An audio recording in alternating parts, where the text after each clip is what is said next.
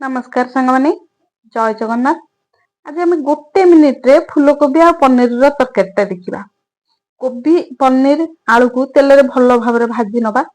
तेल रे अदा बटा हल्दी गुंड लंका गुंड धनिया गुंड जीरा गुंड लुण तेजपत्र टमाटो पकई भल भाव तेल मसला रू अलग भाजी कषि नहीं। तापर आम नड़िया चारमगज आ काजू बाटिकी ता देहरे पकईदबा। कोबी की आगे पकईकी भल भाव कषिदेले आपको बाटिकी देदबा।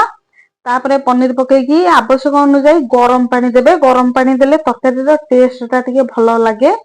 तरकारी हो गला परे उपरे ताकू गरम मसला आ धनिया पत्र आपण पाखरे जहाँ थिबो पकईदेबे।